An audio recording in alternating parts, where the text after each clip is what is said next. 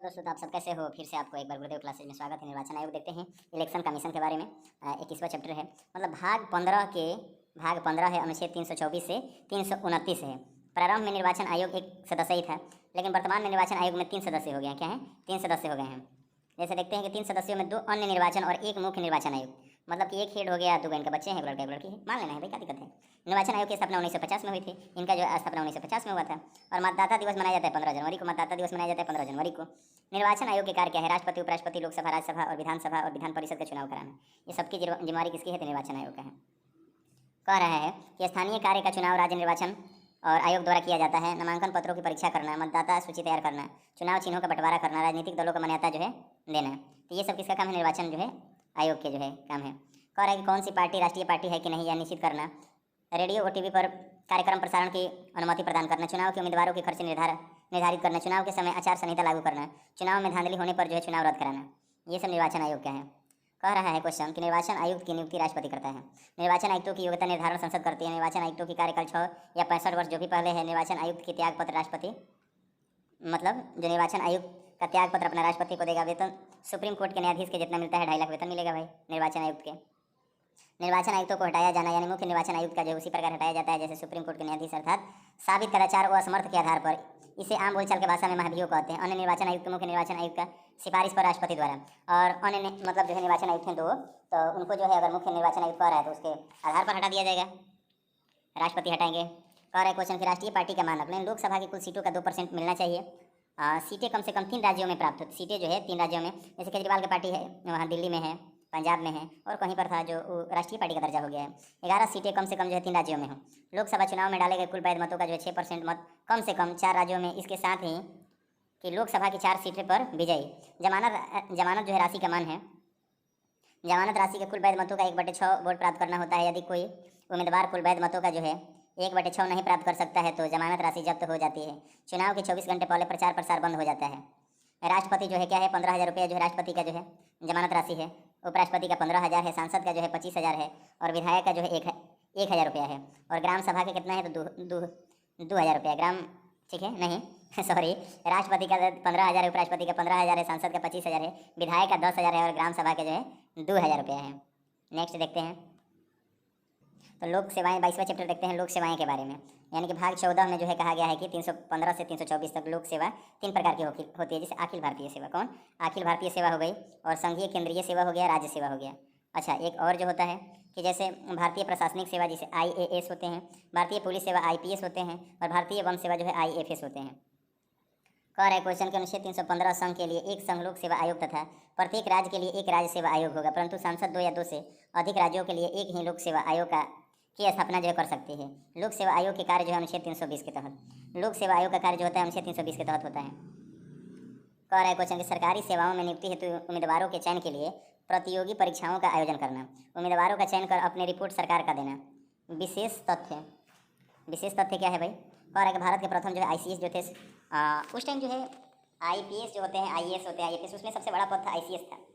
तो ब्रिटेन और इंडिया के मिला के होती थी। और उस टाइम प्रथम जो है रैंक हासिल किए थे सत्येंद्र नाथ टैगोर। सिविल सेवा की पहली परीक्षा हुई थी 6 जुलाई 1855 में। अब 1955 कह देगा तो SBI की स्थापना हुई थी। SBI की स्थापना हुई थी तो उस टाइम जो है लंदन में हुई थी। भारत और लंदन दोनों स्थानों पर एक साथ सिविल सेवा परीक्षा 1922, भारत और इलाहाबाद।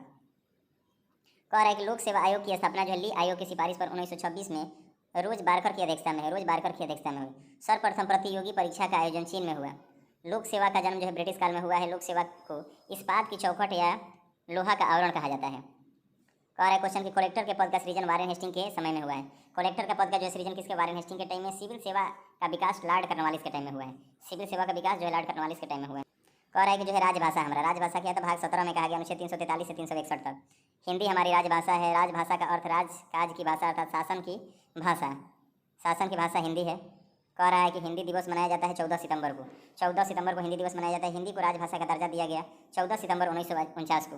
14 सितंबर 1949 को जो है हिंदी का जो है राजभाषा का दर्जा दिया गया। भारत में सर्वाधिक बोली जाने वाली भाषा हिंदी है।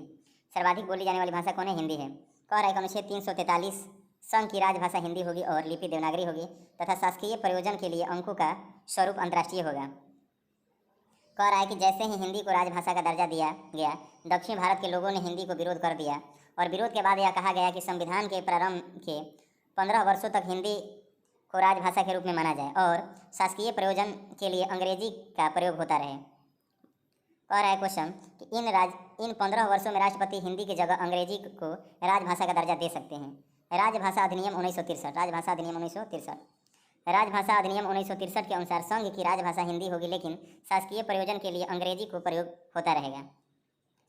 कह रहा है क्वेश्चन कि राजभाषा आयोग जो है अनुच्छेद 344, राष्ट्रपति राजभाषा के विकास के लिए एक राजभाषा आयोग का गठन करते हैं। पहली बार राजभाषा आयोग का गठन 1955 में हुआ, जिसके अध्ययन बाल गंगाधर खेर थे। अध्यक्ष कौन थे? तो बाल गंगाधर खेर थे। ठीक है, ये अध्यक्ष है। कह रहा है क्वेश्चन कि राजभाषा पर संयुक्त संसदीय समिति 344 के 4 में है। राजभाषा पर एक संयुक्त संसदीय समिति के गठन का प्रावधान है, जिसे कुल 30 सदस्य होंगे, 20 लोकसभा और 10 राज्यसभा के। पहली बार संयुक्त संसदीय समिति का गठन 1957 में हुआ, जिसके अध्यक्ष जो है गोविंद बल्लभ भाई पंत थे। कह रहा है कि दशमलव प्रणाली का भी शुरुआत हुई थी कब? 1957 में हुई थी। दशमलव प्रणाली की शुरुआत 1957 में, और पहली बार जो है संयुक्त समिति का गठन कह देगा तो ये 1957 में हुआ था। कह रहा है संसद की जो है संसद की जो भाषा है अनुच्छेद 120 में, संसद की भाषा हिंदी एवं या अंग्रेजी होगी। यदि किसी सदस्य को हिंदी या अंग्रेजी नहीं आती है तो लोकसभा अध्यक्ष या राज्यसभा के सभापति की अनुमति से मातृभाषा में बोल सकता है। न्यायालय की भाषा अनुच्छेद 348, न्यायालय की भाषा अनुच्छेद 348 क्या है क्वेश्चन कि न्यायालय की सभी कार्यवाहियाँ अंग्रेजी भाषा में होगी, अर्थात न्यायालय सभी निर्णय और सभी अंग्रेजी भाषा में होगी। मातृभाषा में शिक्षण अनुच्छेद 350 का भाषाई अल्पसंख्यक वर्ग के बालकों को शिक्षा के प्राथमिक स्तर पर मातृभाषा में शिक्षा दी जा सकती है। कह रहा है कि 8वीं अनुसूची सिंधी को जो है मतलब 21वां संविधान संशोधन 1967 में, अच्छा 1968 में जो है अर्थशास्त्र के क्षेत्र में नोबेल पुरस्कार की शुरुआत हुई थी। 1969 में दादा साहेब मानबुकर पुरस्कार की शुरुआत हुई थी। 1966 में एडीबी बैंक की स्थापना हुई थी फिलीपींस के राजधानी मनीला में। 1965 में ताशकंद समझौता हुआ, 1965 में ताशकंद समझौता हुआ, जिसमें लाल बहादुर शास्त्री की हार्ट अटैक से मृत्यु हो गई। 1964 में भेल की स्थापना हुआ। 1964 में किसका हुआ? भेल का स्थापना हुआ था। 1962 में आपका जो है क्या है 1962 में हुई भारत चीन युद्ध हुआ था। 1961 में अर्जुन पुरस्कार की शुरुआत हुई थी। एनसीईआरटी की स्थापना हुई थी और 1960 में ओपेक की स्थापना हुई थी। 1959 में टेलीविज़न पर पहली बार दिखाया गया था।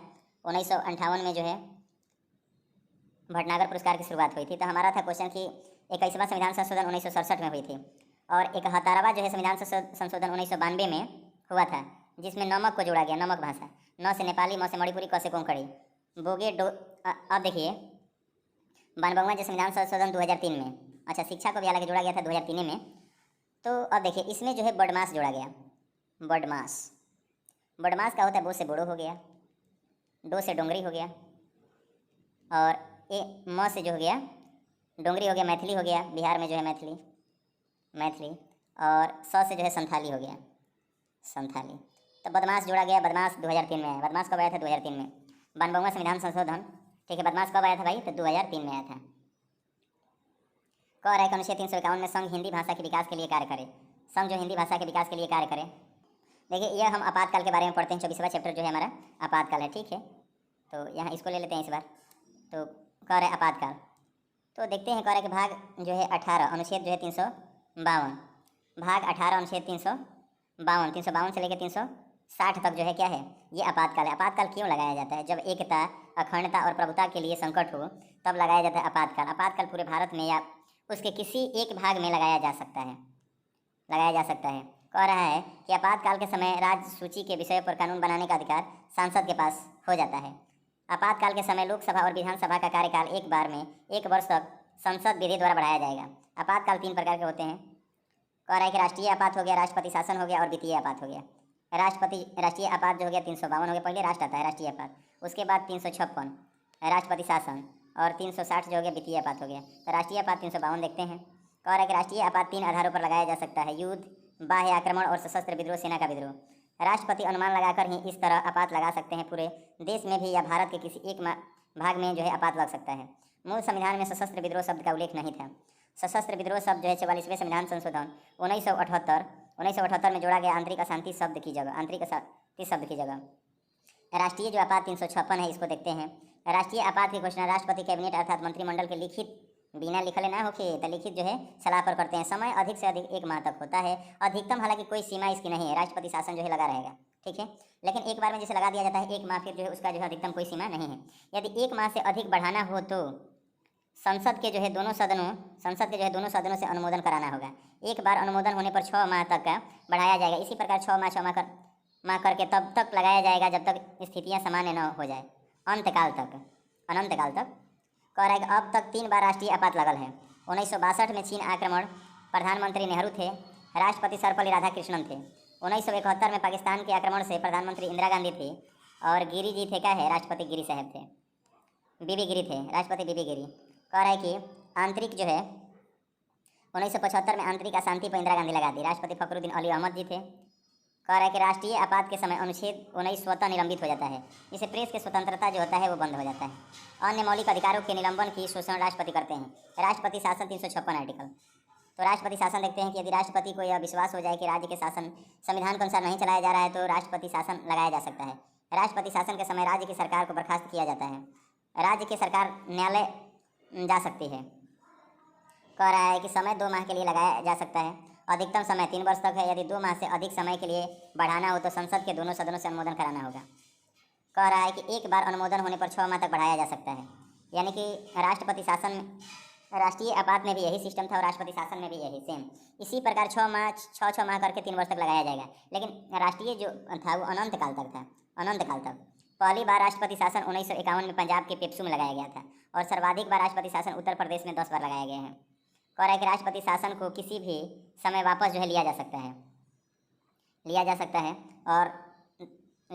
ठीक है। कह रहा है कि राष्ट्रपति शासन लागू होने पर राज्य का बजट केंद्र सरकार पेश करती है। कौन करेगा भाई बजट? बजट अब केंद्र सरकार करेगी। वित्तीय आपात 360 आर्टिकल।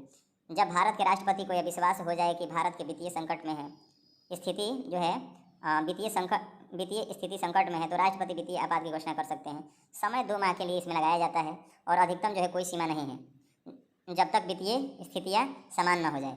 देखिए, लास्ट वाला शुरू वाला, यानी कि राष्ट्रीय आपात और वित्तीय आपात, इसका कोई सीमा नहीं है। लेकिन राष्ट्रपति शासन है, अधिकतम जो है 3 साल के लिए लगाया जा सकता है। यदि 2 माह से अधिक समय के लिए बढ़ाना है तो संसद के दोनों सदनों से अनुमोदन कराना होगा। ये सिस्टम तो तीनों में था। और कह रहा है कि एक बार अनुमोदन जो है होने पर तब तक लगाया जाएगा जब तक स्थितियां सामान्य न हो जाए। वित्तीय आपात को किसी भी समय लगाया जा सकता है। कह रहा है कि वित्तीय आपात की घोषणा राष्ट्रपति मंत्रिपरिषद के सलाह पर करते हैं। वित्तीय आपात के समय राष्ट्रपति वेतन में कटौती का आदेश दे सकते हैं। कह रहा है कि भारत में अभी तक वित्तीय आपात नहीं लगाया गया है। देखते हैं कि संविधान संशोधन भाग जो है 20 है और अनुच्छेद है 368, अनुच्छेद 368। संविधान संशोधन संसद कर सकती है कि संसद कर सकती है, राज्य विधानमंडल नहीं। राज्य विधानमंडल जो है नहीं कर सकती। संविधान संशोधन जब भी करना होगा तो संसद करेगी। अच्छा, कह रहा है कि 1973 में केशवानंद भारती बनाम केरल राज्य सर्वोच्च न्यायालय मतलब जो है आया था। केशवानंद कब आया था बनाम जो है केरल सर्वोच्च न्यायालय के लिए? 1973 में। अच्छा, 1900 जो है ऐसे 73 में ही आया था। कौन? सेल की स्थापना हुआ था। सेल की स्थापना 1973 में ही हुआ था। 1973 में टाइगर रिजर्व आया था। 1973 में टाइगर रिजर्व आया था। 1972 में शेर परियोजना आया, यानी कि लाइन प्रोजेक्ट आया। 1971 में कह देगा तो भारत पाकिस्तान के युद्ध हो गया था। 1970 में हिंगुल परियोजना हो गया था। 1970 में कौन? हिंगुल परियोजना हो गया था। तो देखते हैं, कह रहा है कि 1973 में केशवानंद भारती बनाम केरल सर्वोच्च के लिए आया। संसद संविधान में संशोधन कर सकती है, लेकिन मौलिक ढांचे में परिवर्तन नहीं।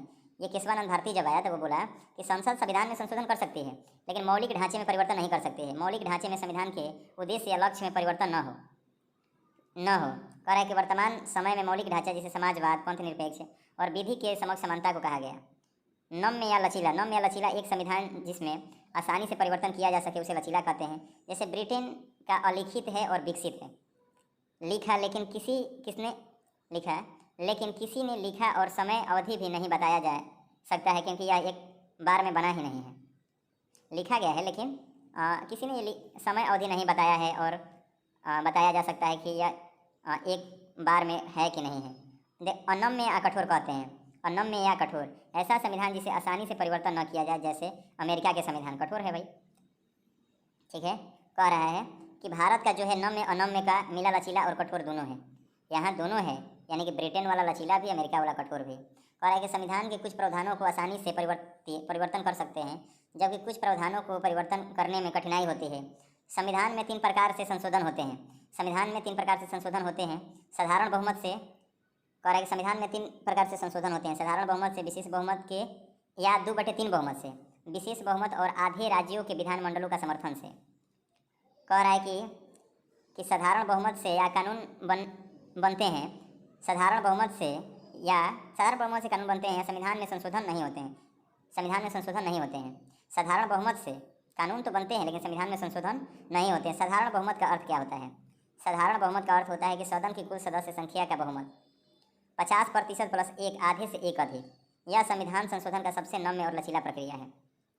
कह रहा है कि विशेष बहुमत का अर्थ होता है कि सदन की कुल सदस्य संख्या का बहुमत तथा उपस्थित और मतदान करने वाले सदस्यों का 2/3 को विशेष बहुमत कहते हैं। यह संविधान संशोधन की प्रक्रिया साधारण बहुमत से जटिल है। क्या है? साधारण बहुमत से जटिल है। इस प्रक्रिया द्वारा किए गए संशोधन अनुच्छेद 368 के अनुसार संविधान संशोधन माना जाता है। इस प्रक्रिया द्वारा सबसे अधिक संविधान संशोधन होते हैं। कह रहा है कि विशेष बहुमत और आधे राज्यों के विधानमंडलों का समर्थन, यह संविधान संशोधन का सबसे अनम्य प्रक्रिया है। इस प्रक्रिया से किए गए संशोधन को अनुच्छेद 368 के अनुसार संविधान संशोधन माना जाता है। इस प्रक्रिया द्वारा सबसे कम संविधान संशोधन होते हैं। विशेष बहुमत और आधे राज्यों के विधानमंडलों के समर्थन से कहा जा रहा है कि इस प्रक्रिया द्वारा सबसे कम संविधान संशोधन होते हैं। कह रहा है कि पहला संविधान संशोधन 1951 में 9वीं अनुसूची को जोड़ा गया था। कौन? 9वीं अनुसूची। 9वां में फेल बड़ा ना, तो 9वां में फेले रही है, मगरवा ध्यान दे, नहीं तो 9वां में फेल हो जाए। अब तक 104वां संविधान संशोधन हो चुके हैं, 104 हो चुके हैं। 101वां जीएसटी है, 102 है ओबीसी का संवैधानिक दर्जा, 102 है ओबीसी का संवैधानिक दर्जा, और 103 है कि आर्थिक आधार पर सामान्य गरीबों को जो है 10% आरक्षण।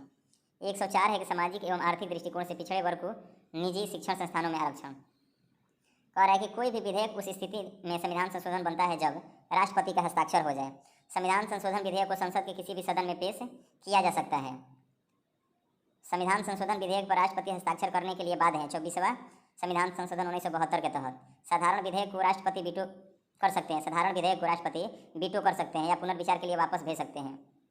कह रहा है कि यह हस्ताक्षर करने से मना कर सकते हैं या संयुक्त बैठक बुला सकते हैं। 108 के तहत संयुक्त बैठक होता है। 112 है जो है राष्ट्र का जो है वार्षिक वित्तीय विवरण है। कह रहा है कि 110 है जो है धन विधेयक 110 है। कह रहा है कि कोई भी सदन साधारण विधेयक को अधिकतम जो है 6 माह तक रोक सकता है। यदि 6 माह से अधिक समय के लिए रोकता है तो वह विधेयक समाप्त हो जाता है। देखते हैं 26वां जो है ग्राम पंचायत जो है ग्राम पंचायतों के बारे में।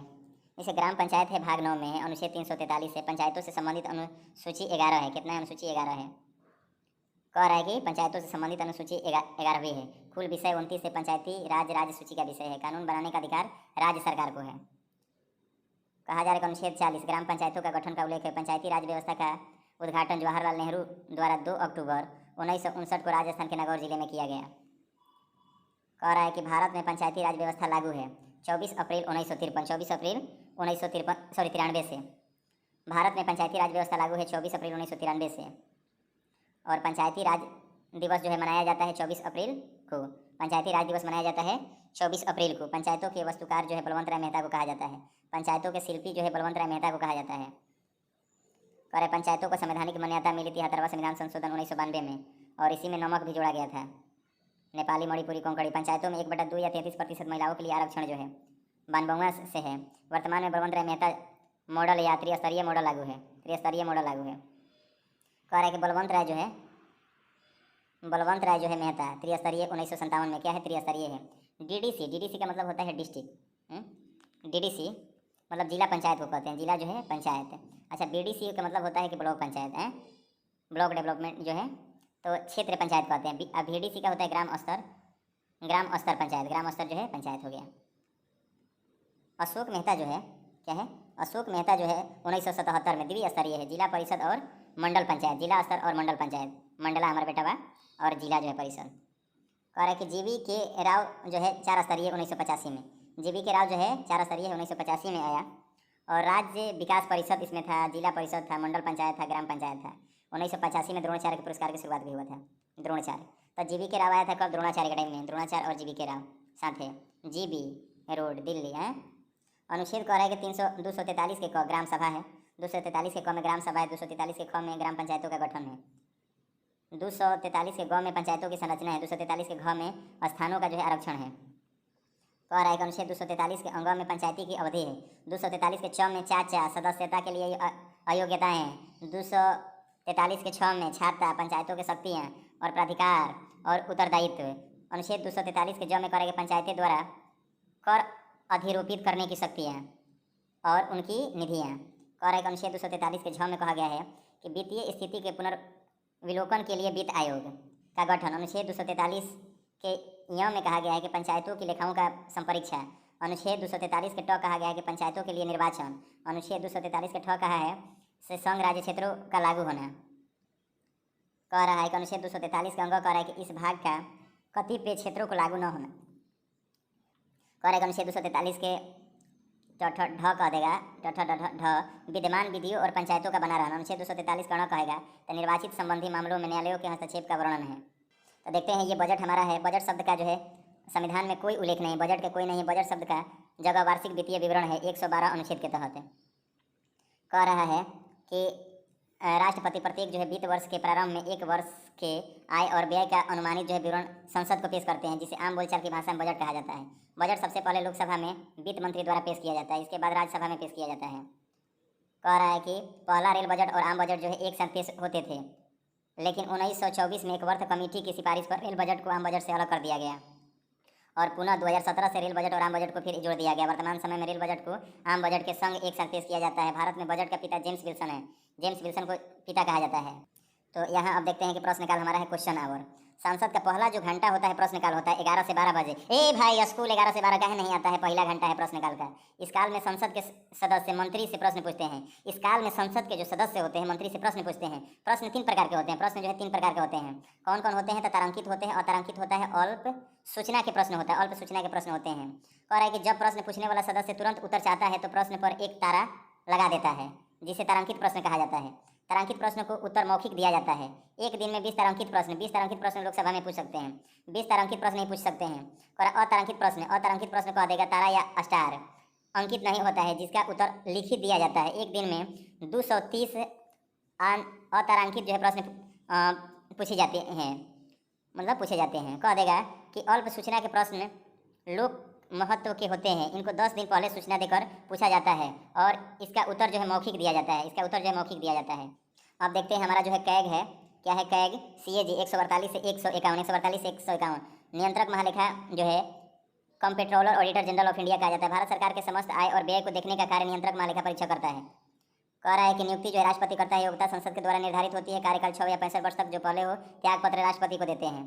कह रहा है कि वेतन जो है सर्वोच्च न्यायालय के अन्य न्यायाधीशों के बराबर अर्थात 2,50,000 रुपये महीना है।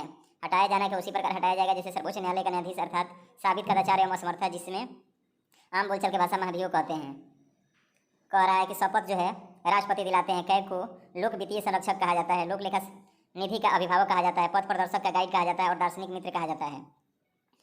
कैग अपनी रिपोर्ट राष्ट्रपति को देता है। राष्ट्रपति इस रिपोर्ट को संसद में पेश करते हैं। वित्त आयोग का उल्लेख अनुच्छेद 208 में है। वित्त आयोग का कितना अनुच्छेद में? 208 में है।